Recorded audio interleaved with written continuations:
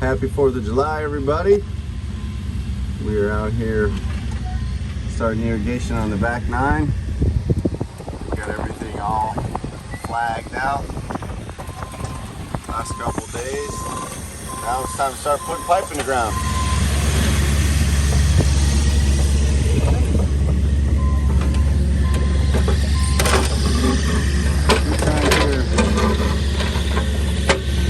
Just a little bit of rock to deal with.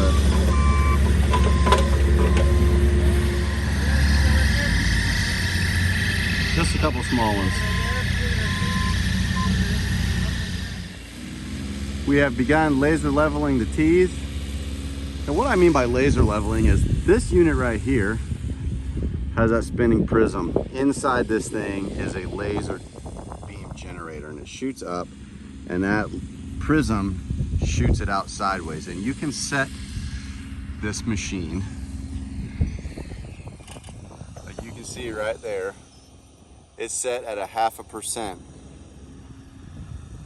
Hopefully you can see it, 0.5%. So we have this shooting 0.5% off the front, meaning the back side is a little bit higher than the front side. And the reason why we do that is so water goes that way. We don't want the water coming back this way, because we're going to be hitting mats and everything in through here.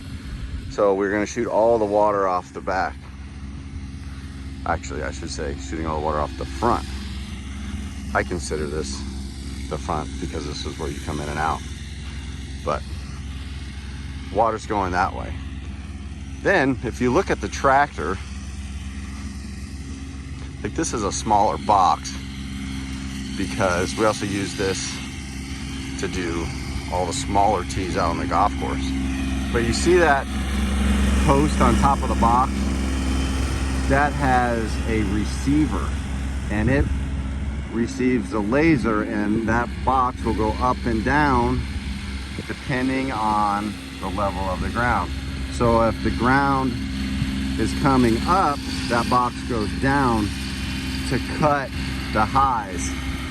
And if the ground is going down, the box goes up because it wants to fill the lows.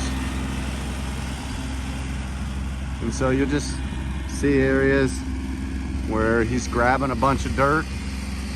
Like when he gets through the front here, he's gonna grab some dirt. That means the box is going down. It means the level is too high. See how much dirt he's grabbing right there? So this area right here is a little high. Then he'll just drag it over somewhere, and then it'll drop a little bit, and he'll deposit it.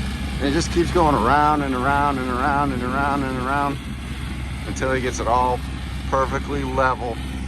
It'll be perfectly level this way, but 0.5% off the front. So if we get a bunch of rain, again, it drains out that way.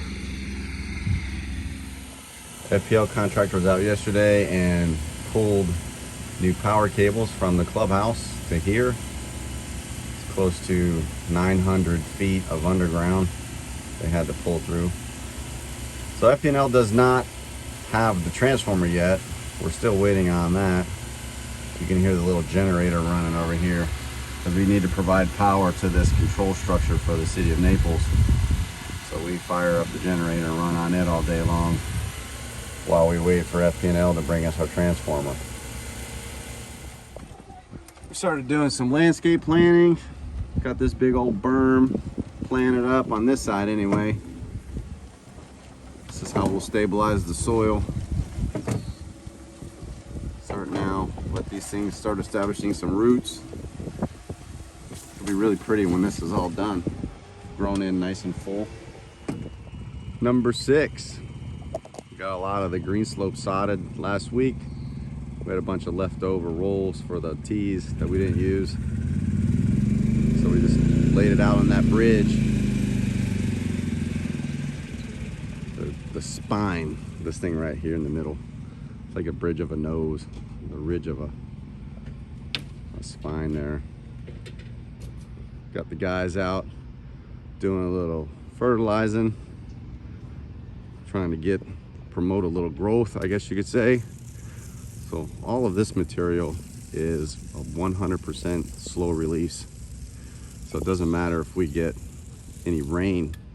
You could put this stuff underwater and it still has the same slow release curve as if it was on top. So it's a great control product to be able to provide nutrients for the grass while it's growing in, but also protect the environment. So we're not putting out a bunch of soluble fertilizer that if we get rain is going to be gone.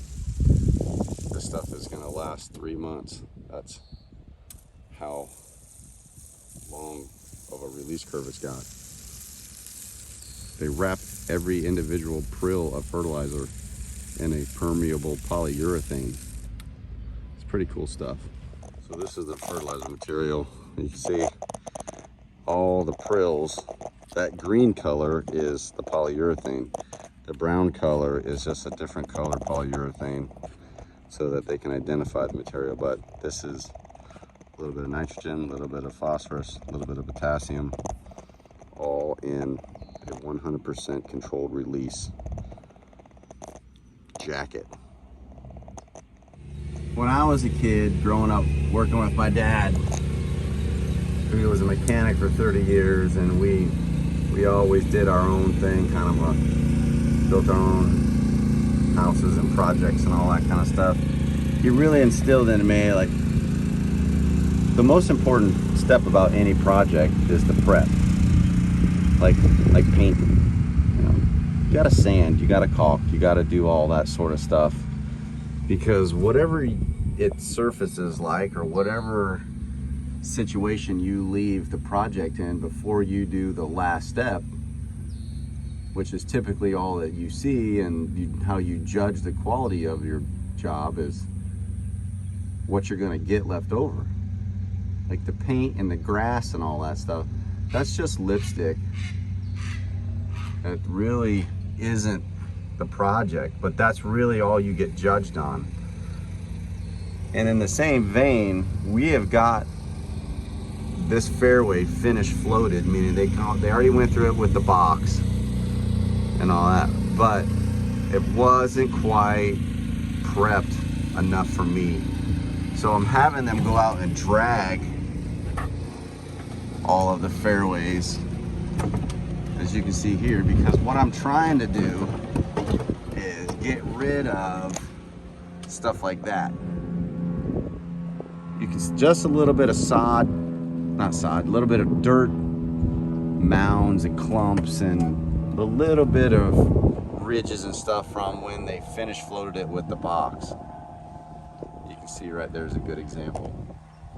So I want to get rid of all this stuff and really iron out all of this. And ironing is a great way of putting it. You want to get rid of all the creases, because that's your finished product. That's what it should look like. And then we grow in the golf course on that stuff, and we have nice smooth contours and perfectly pressed seams where we want them. So it's important we go through the pains of continuing to sand and prep and do all that sort of stuff and pick up sticks, and we're still going to come back out and collect things like that, and right up until the moment we grass. This is the first landing zone on number 5. Over here, instead of a fairway bunker, Drew decided to put all these hummocks. They're little bumps, little knolls. Just a little bit different challenge than a traditional Jack, just bunker. Keep going in that line. Sorry about that. My radio. So this is the second shot, what you'll be looking at on 5. So you can see the green in relationship to the water. There's a huge bailout area on the right side of this bunker. That's all bailout. We'll go take a look at that next.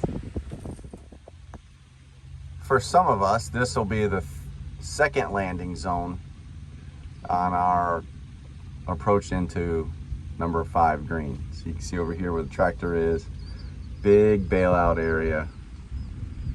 So if you happen to go just a little wide, lots of landing room there if you're trying to go for it.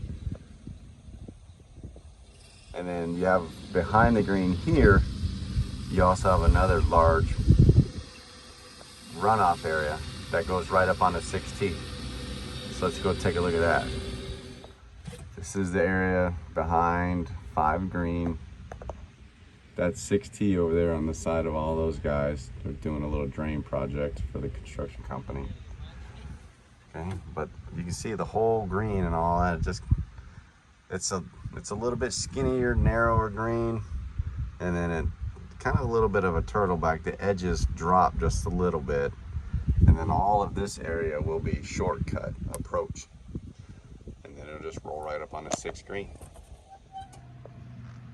2T, and this is one of my favorite spots on the golf course. You got 1 green right over there. You have 2T here. This whole area, this used to be all grasses. We're gonna turn all this into cart path material so that you just have seamless connectivity right over to 3. And then there's 4 green over in the distance, and there's 5T. And you just see so much golf here now. And it just all seems to flow together. It's just a real nice, beautiful view. Look at that greens complex on the back side. It's just awesome.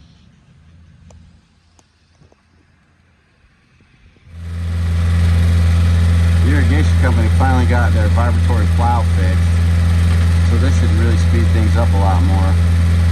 They don't necessarily need to excavate all the lines. They just kind of excavate where the heads are going to go, like right here.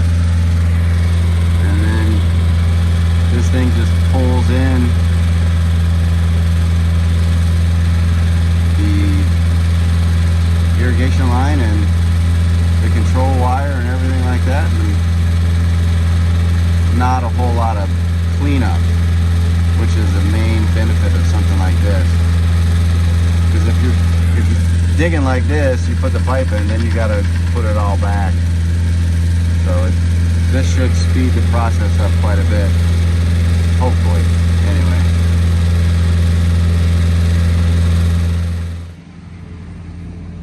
so this is where the old pump building right next to 13 green used to be.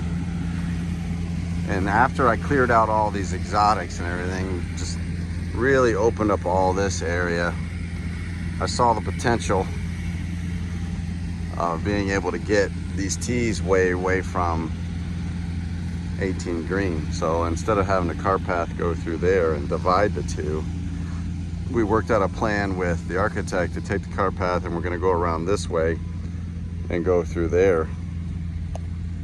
And then in front of the tees, we'll have a cut through to be able to get to the forward tees on this side.